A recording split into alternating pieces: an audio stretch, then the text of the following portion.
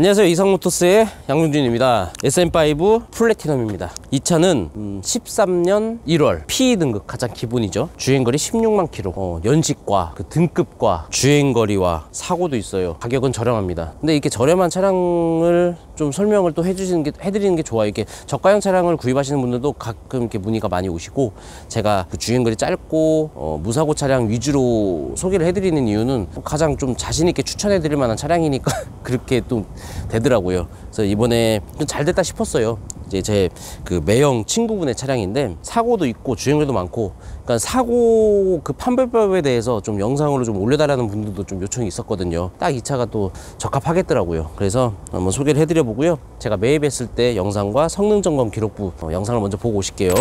지금 차를 매입을 해서 탁송으로 차를 받았는데요. 주행거리도 좀 있고 옵션도 없고 뭐 최저가를 팔아야겠죠. 사고도 좀 있더라고요.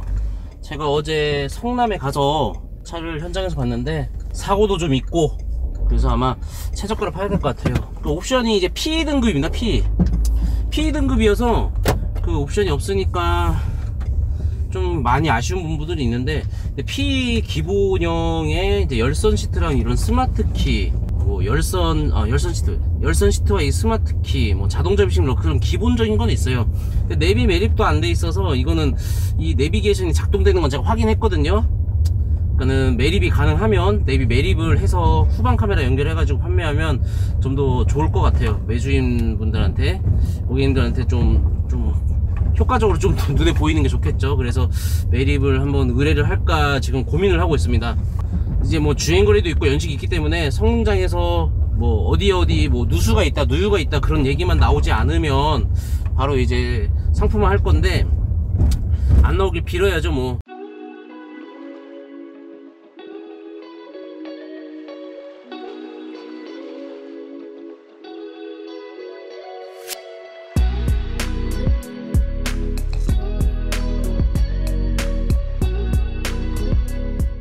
예, 성능 점검 받았는데요. 제가 사고 이후 현장에서 본 그 사고 교환 부위가 정확히 일치하게 나와가지고 다행이었습니다. 좀 조마조마했어요. 왜 조마조마하냐면 20년 동안 중고차를 냈어도 이 SM5는 가끔 가다가 실수 부분이 꼭 나옵니다. 그래도 이건 정확히 나와가지고 다행이었고요. 이 영상에서 제가 이제 이 내비게이션이 상단에 이제 그 유리창에 이렇게 꽂혀 있었는데 제가 비용을 좀 투자해서 매립을 시켜놨습니다. SM5 이제 외관 한번 살펴볼게요. 이제 PE 등급 같은 경우에는요, 그 당시에 휠이 안 들어가요. 휠이 안 들어가고 이제 추가 옵션 그때 25만 원인가 하면은 16인치인가 그 이제 들어갔었는데, 이분은 사제 휠로 이제 장착을 해놨습니다. 나름 디자인은 어울리는 것 같습니다. 타이어는 안 좋아요. 타이어는 이제 조만간에 교환을 해야 될 정도로 뭐 한 30% 20%인 것 같고요. 이게 이 스마트 키가 피 깡통도 기본인데 이게 날라갔더라고요. 제가 이거 사왔는데 이게 7,000원 정도 했고, 제가 이제 공업사 통해서 사오는 바람에 그냥 만 원 주고 가서 사왔는데, 이게 가끔 가다 날라가요.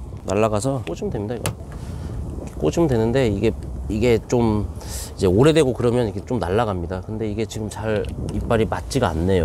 이게 이제 됐네요. 이렇게 꽂으면 되죠. 네, 꽂았고 이쪽 부분도 타이어는 뒤에는 타이어가 좋네요. 그러니까 앞에만 2개 갈면 되겠네요. 뒤에는 좋고요. 이제 P 등급에는 이게 스위치가 아마 제가 알기로 빠져 있어요. 빠져 있죠. 그래서 트렁크를 열 때는 스위치를 눌러서 열어야 됩니다.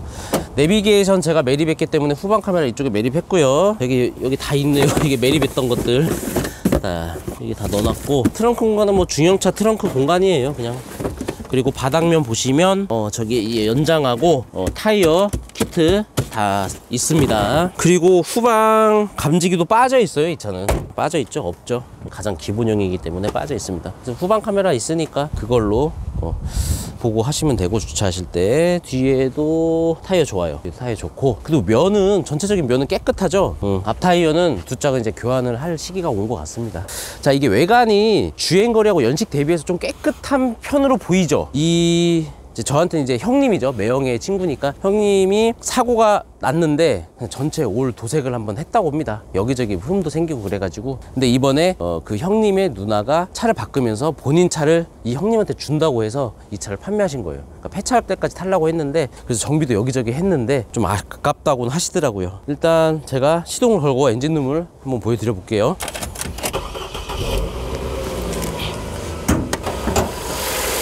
자, 엔진룸입니다. 이게 주행거리가 많았지만 하부 상태는 굉장히 깨끗했어요. 좀 울량고 받았어요. 오일 새거나 그런 건 없습니다. 그리고 이 플래티넘 때 당시에는 이 리어 쪽 그 멤버 쪽이 부식이 심했어요. 그래서 운전을 하면은 막 찌그덕 대고 하부시 떠보면 막 썩어 있고 그런 차들이 있었거든요. 이 차는 그런 게 없습니다. 체크를 다 했어요. 이 차를 제가 인천에서 성남까지 가서 끌고 오진 못했습니다. 현장에 차만 벗고 그 기사님께, 탁송 기사님을 통해서 매입을 해왔는데, 탁송 기사님께 여쭤봤지만 뭐 찌그덕대거나 그런 것도 느껴지지 않고 뭐 핸들이 떨거나 그런 게 없다, 차는 좋은 것 같다, 그렇게 말씀을 하셨고, 성능 점검에서도 양호 판정을 받았기 때문에 차는 연식 대비해서 훌륭하다고 저는 생각합니다. 사고 유무를 제가 설명을 해드릴게요. 차가 일단은 봤을 때 이런 스티커 부분, 헤드라이트 부분에 이런 스티커 부분을 보면은 다 교환이 됐다고 보여지고요. 이 가까이서 보시면, 자, 일단 이 볼트 풀린 거 보이시죠? 볼트가 풀렸어요. 그리고 쭉 내려오면 휀다 쪽으로 헤드라이트 잡아주는 쪽도 다 풀려 있고, 이쪽 스티커도 아주 깨끗하죠. 이거 뭐 다 작업을 한 거예요. 이 휀다 부분도 다 풀려 있고.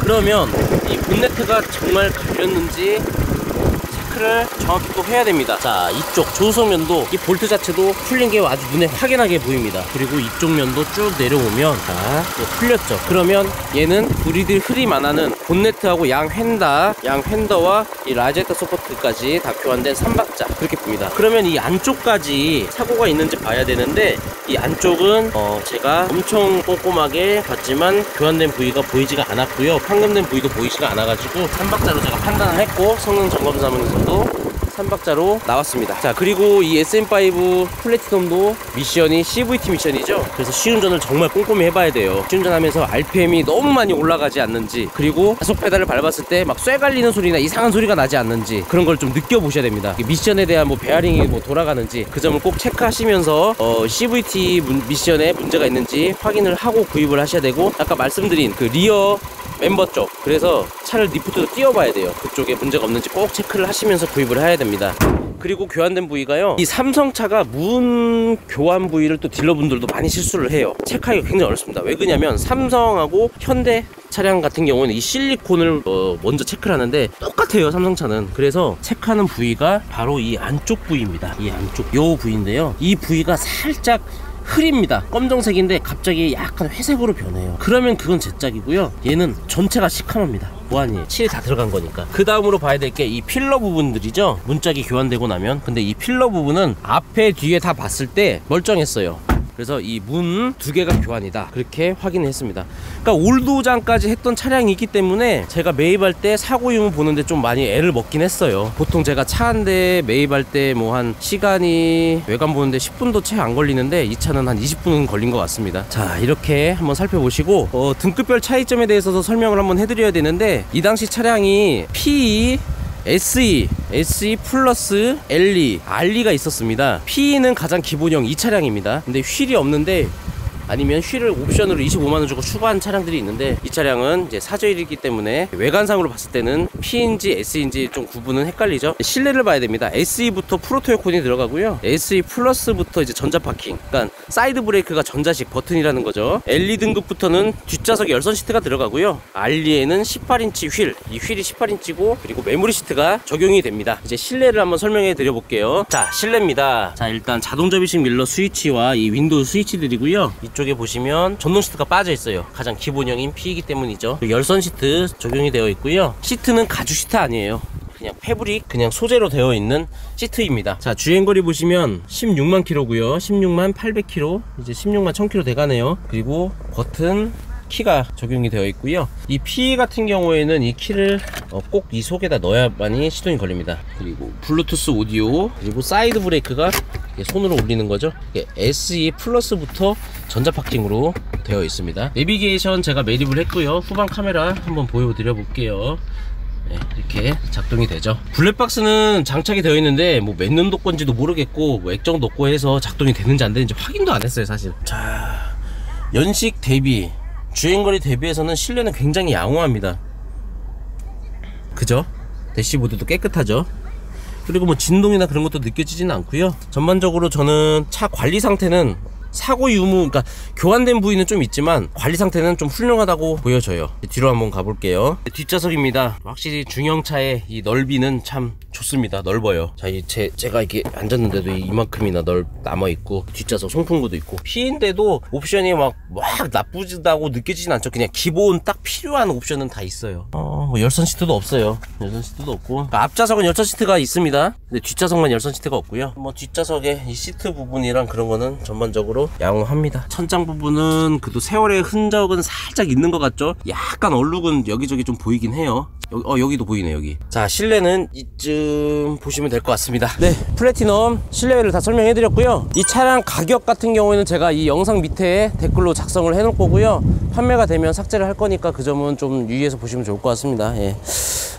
플래티넘 한 13년에서 14년 매물을 한번 싹 살펴보면요, 한 300에서 900선까지 있더라고요. 근데 사실 900선까지 올라가면 이 다음 버전 노바 구입하는 게 맞다고 생각은 들기도 해요. 하지만 플래티넘이 뭐 900선까지 올라가면 차는 딱 봤을 때 와, 이거 뭐 플래티넘인데 새 차 같네, 그런 느낌이 나는 차긴 할 거예요. 예.